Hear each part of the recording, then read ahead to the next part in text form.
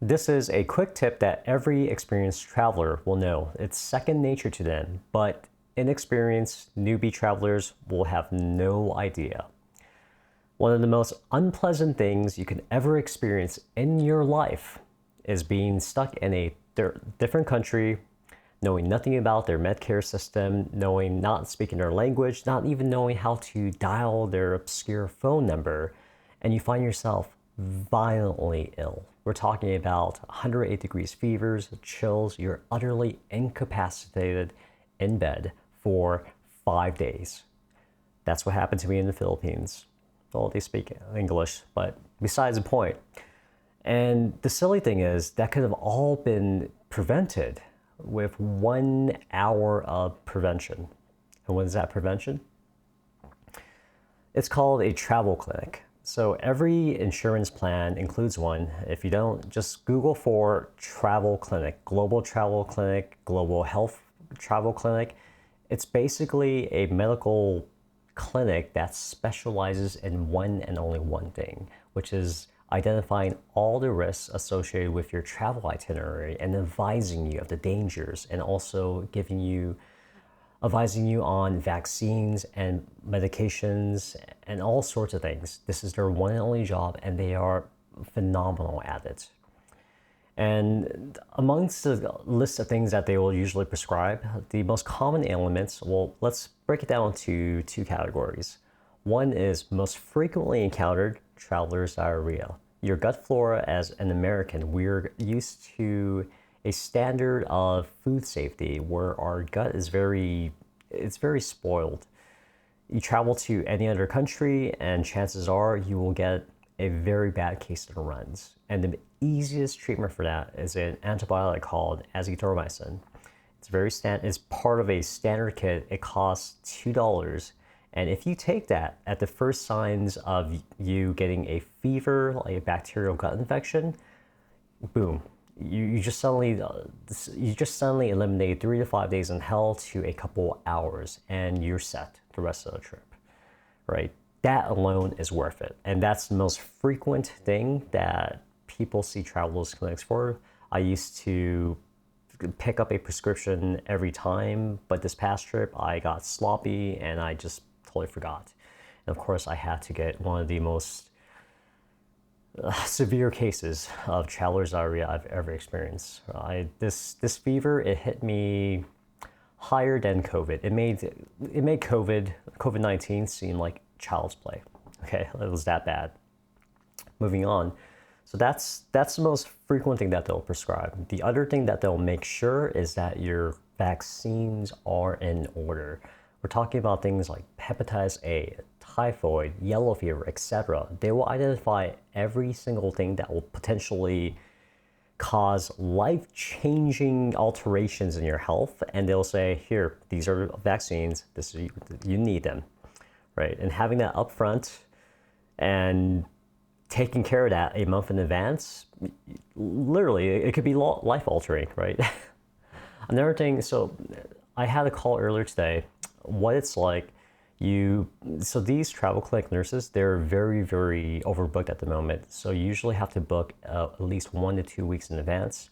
And you get on a phone call with them and they'll spend an hour just going over your itinerary, any possible itineraries, whether you're going to head out to the jungles, what types of foods you'll be eating, whether you'll be participating in water sports, etc., etc. Because each one has they know all the potential pathogens and the local regions, the peculiarities, how should I say this?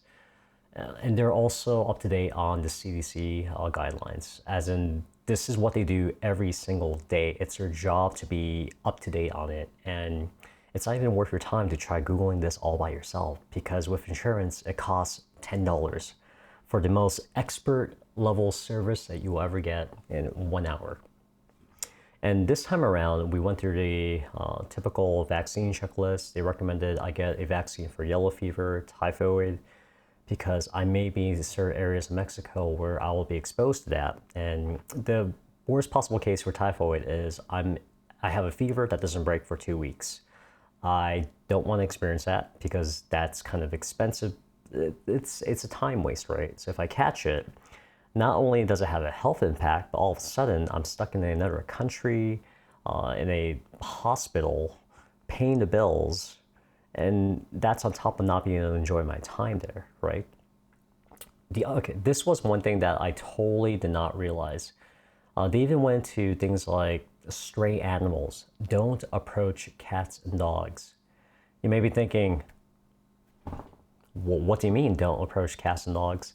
So my travel advisor, she explained that in the US, okay, in the US, if you're a cat or dog owner, some states require mandatory vaccines. By law, you need to give a vaccine for rabies, right?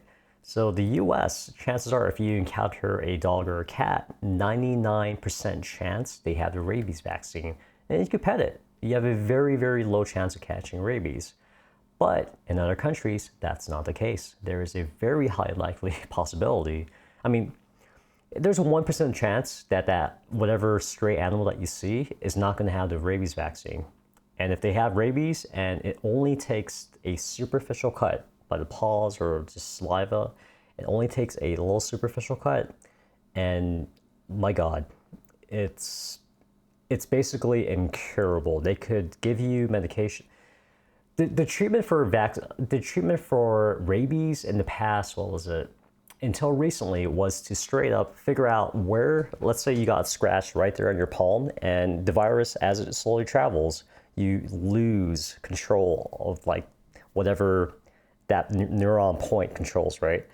And the treatment used to be they would figure out, okay, the virus is probably over here, and they would just straight up amputate because that was the only treatment. Nothing could kill it. Rabies is not, and that's why there's such a high effort to eradicate rabies. The end result of rabies is pretty bad if untreated. You eventually gets to your brain, and you're brain dead. It's one of the most lethal, unpleasant ways to go. And we take that for granted that we could just pick up a cat in the US and just take pictures with it, and we don't have to, it doesn't even cross our minds that rabies is still a thing. But most other countries, that's still a high level risk. So it's my way of saying that these travel clinics, they're like attorneys. They are experts, and you can tap into their brains for an hour, and they will make sure that you are set. And it could mean the difference between contracting a liver disease like hepatitis or rabies and getting your entire arm amputated versus, hey, you're effectively immune to all that since you've been properly vaccinated. And in the case of traveler's diarrhea, you have something where like you don't have to navigate through the medical system and wait in hours in line, depending on the medical culture, the hospital culture, and then you don't want to deal with all that when you're in a foreign land. So take care of all of that now. It's totally worth the 1 hour effort, one hour effort, 1 hour follow-up call, and just picking up the medications. And the beauty of modern medicine is all of these medications, they fit in a tiny bag. It's like this portable doctor that you have. In case anything happens, you can just reach in and boom, you're good. I just want to share that with everyone. Again, for experienced travelers, this is second nature. Like, oh yeah, I guess we all had to learn this at some point. But for newbie travelers, this is a point that you may have skipped, or it's just good to have these fundamentals down.